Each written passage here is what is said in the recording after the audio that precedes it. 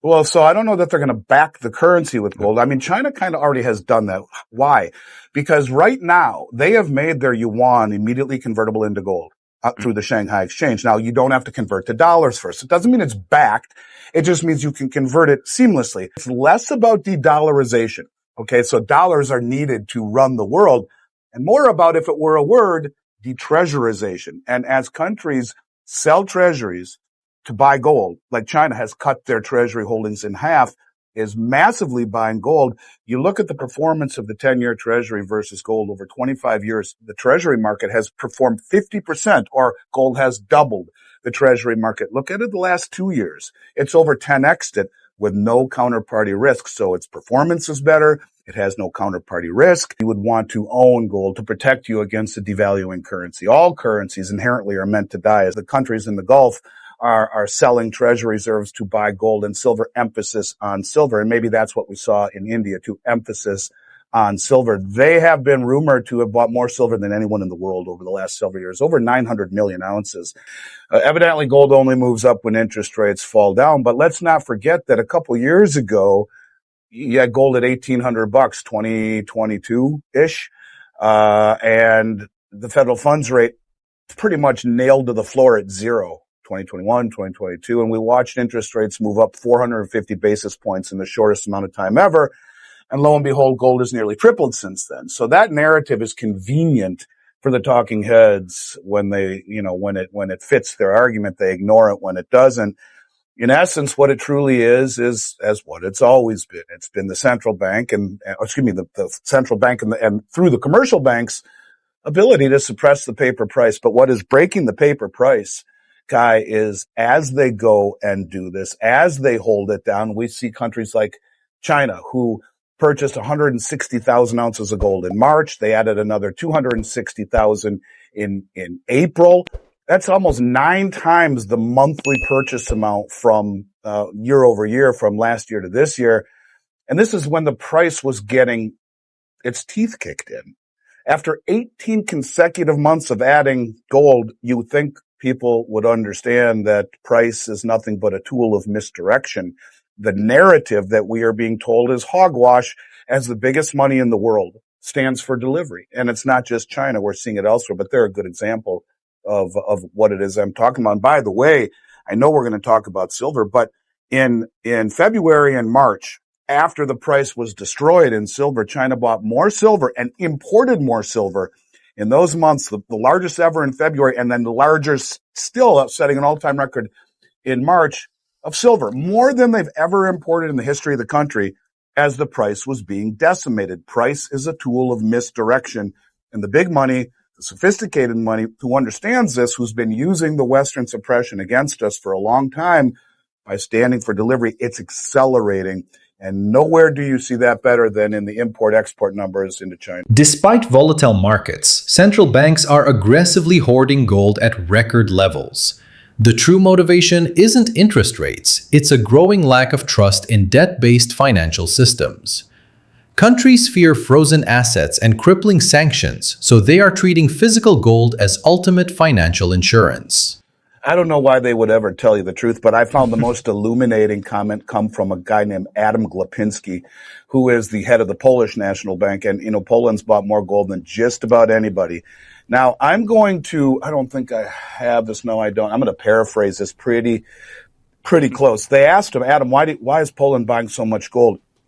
And he said 2 things that really freaked me out. One, he said, he spoke of a new world order, a new financial order, that where gold will play a prominent role. And that to me was very alarming in and of itself, where a central banker talks about a new system, a new world order. But the most startling comment that he made, and I put this on the heels of when Secretary Bessent talked about his concern about AI and quantum computing and the security threats to the banking system. He came out and said, Glapinski, the head of the Polish National Bank, and this is pretty close to what he said verbatim. He said, Poland buys gold because in the event that someone pulls the plug on a global financial system that is largely based on electronic accounting records, gold will allow this country to remain stable and solid from an economic standpoint. More or less, that's what he said. In other words, to hear a central banker say when someone shuts off the power to the global financial system that runs on electric accounting records, it was very, very eye-opening to me. But the real reason, Kai, it's counterparty risk again. When we crossed the Rubicon and froze the Russian Forex reserves, we kicked them out of SWIFT. Well, that's a hard line to come back from. And you look at the fiscal irresponsibility of the United States, where creating debt at a pace no one's ever seen before, watering down the currency, watering down the value of the treasuries, and then if you're on the wrong side of the U.S. agenda, actually having those treasuries frozen and or taken from you. These are the reasons that we are seeing a move away, in my opinion, from the treasury market. It's less about de-dollarization.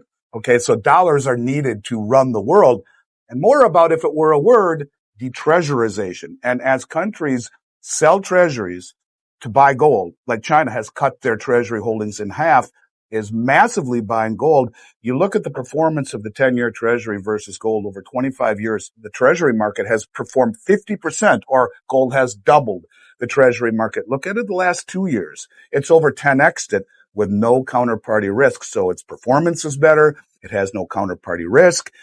And I think that is beginning to become very evident in a world where our indebtedness is not getting better at all. And the Congressional Budget Office is talking about $2 trillion interest payments within the next several years as the debt continues to grow. And that's called the Ferguson Law. When a country spends more money on debt service than they do on their military, they cease to become a superpower over time. And that's in essence the road that we're heading down. Now, I hope it doesn't happen that way. But these would be the reasons that I would think that the central banks behind the scenes are doing what they're doing. Right, well, France did it just recently, right? And that was what everyone heard. And it started in 2017, Kai, with the Bundesbank saying, give us back our damn gold. We've been trying to get it for 3 years. Shortly after that happened, to your point, Bank of Austria, Hungary, Turkey, Poland, the Czech National Bank, the Dutch National Bank, they all said the same thing. And it boils down. Look, and not only that, India took back all their gold, or almost all of it, from the Bank of England. The reason all these countries left their gold at the New York Federal Reserve and or the Bank of England was to direct access to the COMEX and the LBMA, Western rule of law, the convenience of being able to transact on those two exchanges. These countries are saying, nuts to that. We will forgive or forego rather the ease of transaction in favor of lack of counterparty risk. And that's a big indictment. And I've been talking about that for the last several years, really since the Bundesbank did this, and then all the central banks. It's interesting too. The Bundesbank did this in 2017. Those other 6 or 7 or 8 European banks did it. And then the next year, those banks bought more gold as a group, together as they did in the 60 years previously combined. And since that year, which was 2018, they have not stopped buying gold. And largely, to your point, repatriating it. And this is my point about why they're selling treasuries and buying gold, because there is no counterparty risk. When a system that is as robust as ours is based solely on trust, when the trust begins to fray and fragment, these are the things you would expect to see. And you do it in a proactive manner before it's too late and the door gets shut. So they're like, you know what? We'll deal with the lack of convenience. We want it in our own possession because we don't want to see a repeat of 1971 where they say, sorry, the gold window's closed and what we hold is ours. Sorry. Well, I think it has a large part of it. I used to say under the previous administration, our actions were too stupid to be stupid. When you look at what happened then, people were looking at our country and saying, they go around and do these things with sanctions. And then you look at everything this country was founded upon: lawlessness, the question with the immigration and the open borders, the judicial system, the question of it being two-tiered, the entire system, which was falling apart at the seams. I think people looked at the United States and said, what the heck happened to that wonderful country? And so, yes, it's been a lack of trust. This has been ongoing. But the difference is this administration, to your point, is certainly a lot more, I guess you could say, aggressive in terms of getting their point across. When they are issuing all these tariffs that really aren't tariffs, they're sanctions masquerading as tariffs.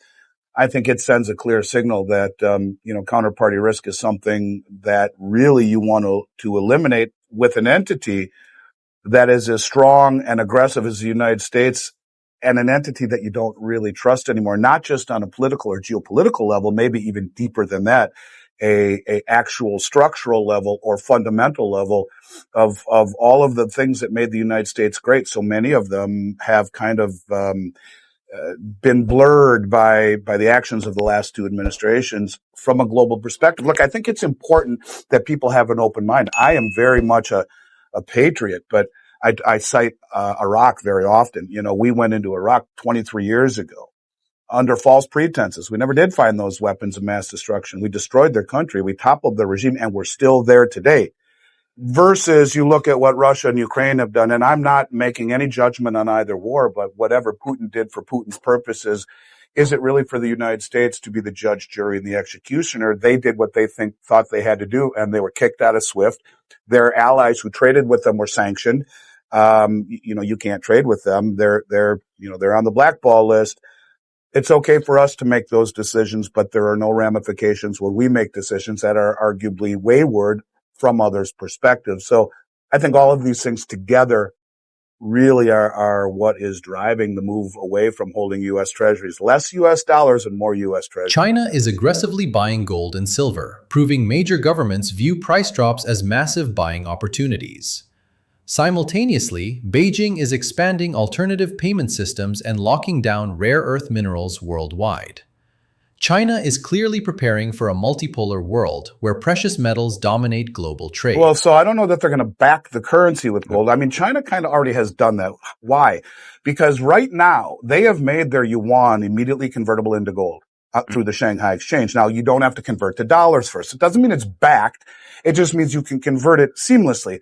So as an example, we'll use Saudi Arabia as an example. They sell their oil, or United Arab Emirates, who no longer is in OPEC, who is a main member of BRICS, who is one of the four main members of the Enbridge platform. They trade their oil to China for the yuan, which trades over SIPS or Enbridge, which is not compatible with the West. They send it back to the Shanghai Metals Exchange in Hong Kong and take the metal right out instead of holding yuan. But they are building a Shanghai Metals Exchange in Dubai. That is on the agenda. So be in their own backyard. There's already one in Saudi Arabia and throughout the whole Belt Road. And so yes, in essence, that is what it will be. They are focusing on the one shortcoming of our system, and that is eroding trust. And if you have transparency through a blockchain system with immutability in redemption in gold, yes, you are very close to that. Now, it doesn't have to be completely gold backed, just gold redeemable without switching into dollars first. So what's the difference? The difference is that you have greater monetary latitude if it's not tied backing it. Redeemability is probably a little bit more latitude in terms of their monetary policy. Well, I think the ulterior motive is exactly what I've talked about for several years, and you see it in two trade deals that were just done between China and Brazil and China and the UAE. China and the UAE just made several trade deals, 24, 25 of them, based on parallel trade channels that are settled in yuan instead of dollars. And the biggest ones in my mind were the petroleum for yuan or renminbi and the de-dollarization of financial channels. They came out and specifically said this, including one that I had to look up. Didn't quite understand what they said. Non-oil trade at the billion yuan level. What does that mean? That means they're talking that the relationship is expanding massively beyond just oil, and the scale is becoming very large. So, you have these new energy mega projects along with very other ambitious goals that they're doing in AI and infrastructure. And look, for decades, Kai, all global trade, especially energy, flowed through the U.S. dollar system. And the more trade that settles outside the dollar system, the less the global demand exists for dollars, but more so for treasuries. And when you have all of those dollars, you have to recycle them into treasuries. That was part of the petrodollar deal. Why hold them earning nothing when you can put them in treasuries earning a yield? They're very liquid. But all of that recycling into treasuries is what has kept the interest rates low in this country and asset prices high and the goods we buy around the country in Walmart and Target very cheap. And I think this is one reason why many countries are simultaneously increasing their gold reserves, because gold becomes the neutral reserve collateral in a world that is becoming multipolar instead of unipolar. And China understands this. And so they also just dropped 6.1 billion into Brazil in 1 year. That's more than any country on earth. And they did it in over 20 Brazilian states. And, Brazil is very resource rich. So not only does China control 90% of all the refining of rare earths, they're locking up the actual rare earths themselves in nickel and in, nickel and copper and, graphite but not just rare earths. They're doing, gold Germanium, mines. gallium, Yeah, tungsten, all sorts of all of stuff, it. but all of it.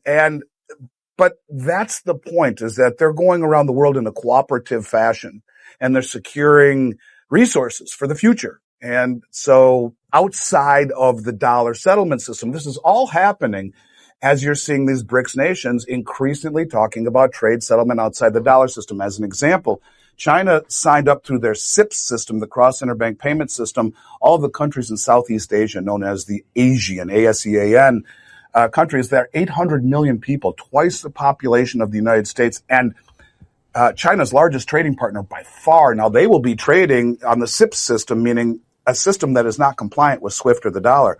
So meaning they're trading their own currencies, building their own monetary future and ecosystem instead of strengthening ours, settling imbalances in gold. Now, how do they do that? The Shanghai Metals Exchange is expanding their vaulting structure. They built the first one in Hong Kong, which is important because when gold leaves China, it has to leave it through Hong Kong. Now, there are reports that the next one in Saudi Arabia is now complete and operational. They intend to put one in the United Arab Emirates, in Switzerland, and then throughout the entire Belt Road, where all of these vaults will connect with the existing vaults in Singapore, in Moscow. Now they built a new one in St. Petersburg, and the BRICS vault ultimately, and all of these vaults, which they'll trade local currencies across Enbridge and SIPS outside of the purview of the SWIFT, settle imbalances in gold. And this is exactly what they are intending to do, in my mind, exactly why they're accumulating gold. Gold will replace the treasury, and everyone's local currency will be the preferred mode of trade amongst these countries. The dollar's not going to die, but less dollars in settlement chips away at the settlement system, less treasuries needed for less dollars chips away at the reserve status. And so little by little, this is going to have a major impact, and gold is right at the center of it. A massive shift is quietly occurring in global finance. Fearing that sovereign assets held abroad are no longer secure, nations like Germany, France, and India are recalling their gold from foreign vaults. This isn't just de-dollarization, it's a profound crisis of confidence in the entire Western banking system. I don't think they'll listen to him, to be honest with you. I think when your leader says that, it has less implications. I think it just strengthens the reason why you would want to own gold, to protect you against a devaluing currency. All currencies inherently are meant to die, as Dr. Franz Pick once said. So they understand it's in their DNA.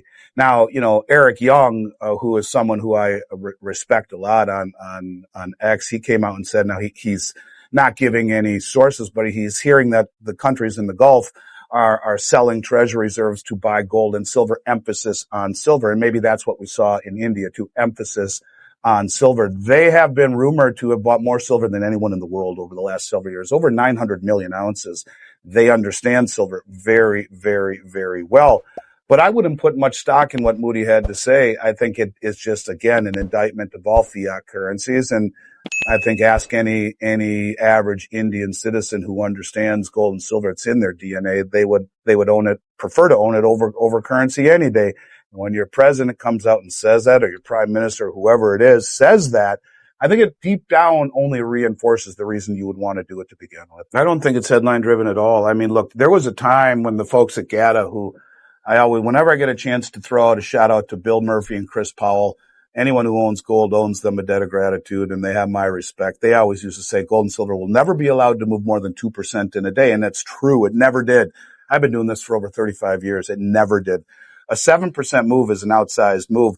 And it goes hand in hand with what Bank of America, their lead metals analyst, was talking about recently when he said gold could go between $130 and $309 an ounce by the end of this year, based upon the gold-silver ratio, which is way out of whack. Well, what you saw yesterday is gold move up less than 0.5% and silver move up 7%. That is kind of the trajectory of what he is talking about. But look, when China imports more silver in the first the first 90 days of the year than they ever have in the history of the country, as the price was being decimated, when India has been buying it, like I said, close to 900 million ounces over the last 3 years, when silver is being taken off the COMEX exchange and levels that no one has ever seen before. In February, as the price was being destroyed here in the United States, well, what happened on COMEX? About 26 million ounces were delivered. Now, that's not a big delivery month. It was not a primary delivery month. They are, it would be, January, not February, March, not April, these kinds of things. And so every other month, but 26 million ounces were delivered in February, but 39 million ounces Kai got on trucks and drove away. That's 2.8 million pounds. Who in God's green earth took possession of 2.8 million pounds of silver here in the United States and New York, put them on semi-trucks and drove away? But it's the same thing we're seeing. Price is a tool of misdirection. And I think that silver is from a standpoint of asymmetric, measurement, low downside, high upside, I don't think there's a better buy on the planet. But you could talk about things like, China, which was a net exporter through last year, is now a net importer this year. They're not exporting anything. We remember they pushed back to the United States classifying silver as a critical mineral and said, fine, we're not going to export that much. But most people miss what they said a few months earlier in November. As the second largest producer in the world, said we're not going to send any of our domestic production out into the marketplace outside of China. And then you look at their restrictions on sulfuric acid exports, which is beginning to show itself in fertilizer, as Mosaic, big company, said we have to massively change our guidance for this year as fertilizer is becoming too difficult to make because of the cost of sulfuric acid. But sulfuric acid is also needed copiously in the production and mining of copper.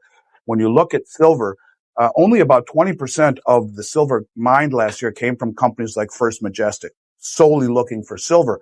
A majority of it came from byproduct mining, largely of copper, zinc and lead too, but mostly copper. Well, if the sulfuric acid doesn't allow you to mine copper quite as well, nowhere near as well, or at all, then what's going to happen to silver production? And these copper mines, look, they don't have any incentive price-wise to go looking for silver. They stumble across it when they're mining copper.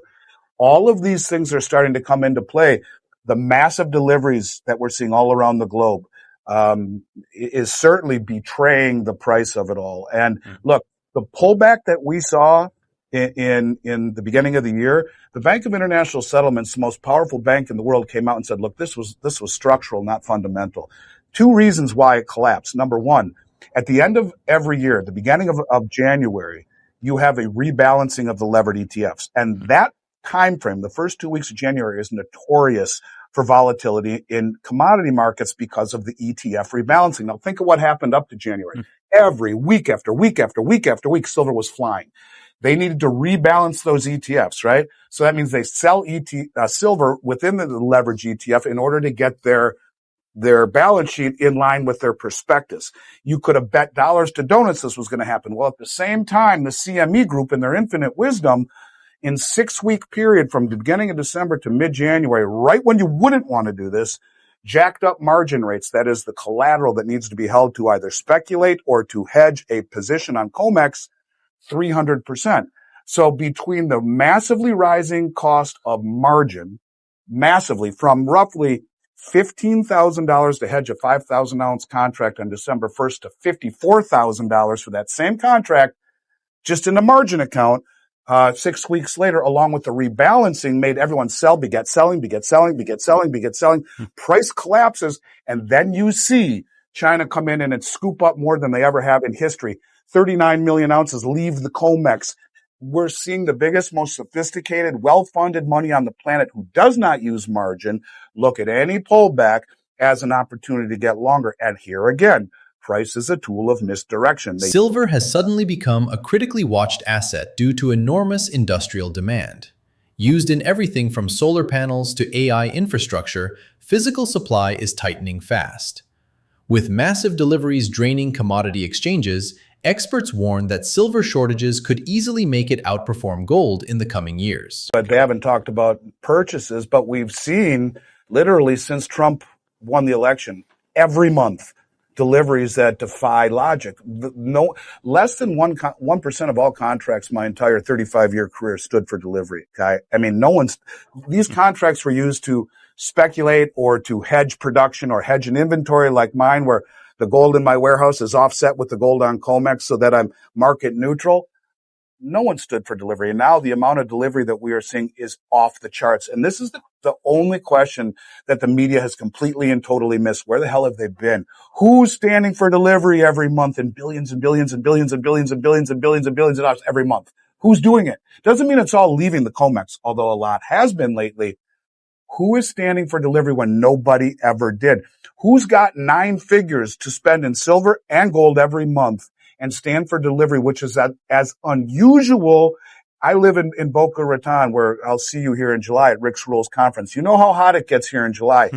I live on a golf course. If I woke up July 1st to 4 feet of snow on in my backyard, which is the first tee box of the golf course I live on, I wouldn't call my sister and say, send me my 2 snowmobiles that are in your garage in Minnesota, please, because I'm going to go snowmobiling here in Florida. It's an anomaly. And the amount of metal that has been delivered every single month since Trump won the election, going on 19 straight months.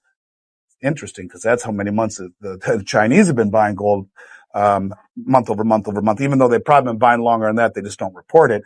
But the bottom line is, since he won the election, every month we've seen these kinds of way outsized deliveries, outliers.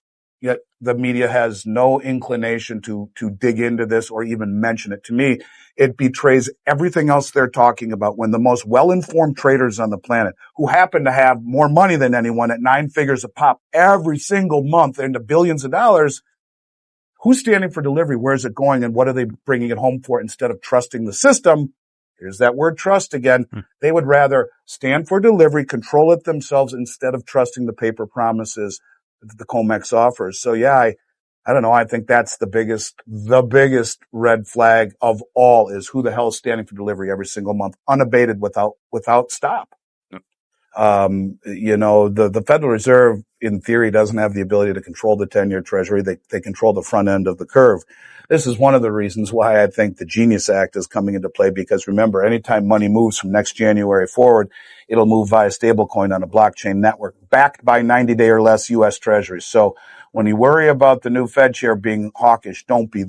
Anytime money moves from next January forward, it will be synthetically pegged to short-term treasuries, which will nail the front end of the curve down to the floor. Again, they won't have the ability to do much with interest rates. It's almost killing one half of their dual mandate. The back end is different. And ask yourself, why would anybody want to buy a 10-year treasury that is paying 4% when inflation and money creation and the CP lie is a lie? We all know it. Inflation is much higher than they say. Ask John Williams of Shadow Stats. He'll say add an 11 to the number that they quote. No one would want to buy a 10-year treasury, on top of the fact that it can be sanctioned and taken from you. When gold has 10x'd it over the last 2 years, doubled it over the last 25 years, there's no incentive to hold 10-year treasuries. And as the yield goes higher, as more and more countries de-treasurize, that's a new word, then yeah, that's going to affect the entire system. Stocks, bonds, real estate, the banks that hold treasuries, the insurance companies, the pensions, they're all inversely correlated to that moment. That was originally the Klaus Schwab that moment where, the global reset, where you'll own nothing and be happy, where the whole system collapses by rising interest rates, because it's all over levered. And this is the problem that happens when you allow the central bankers to control interest rates. It creates massive distortions in asset prices, misallocations of resource and capital. And when the interest rates are set free rather than managed through things like yield curve control or shadow entities in the Cayman Islands buying all these treasuries. You really believe it's the Cayman Islands, or could it actually be a shell company backed by the Fed? I'm just saying. I mean, there's skepticism should be employed here. When rates move higher and asset prices find that symmetry, that's the scary part, because everything in this country is wickedly inversely correlated and wickedly levered to an increase in interest rates. We saw what happened when it hit 5%, Silicon and Signature, poof. If it goes past 5%, Katie bar the doors. And that would be the one thing that I would watch more than anything. And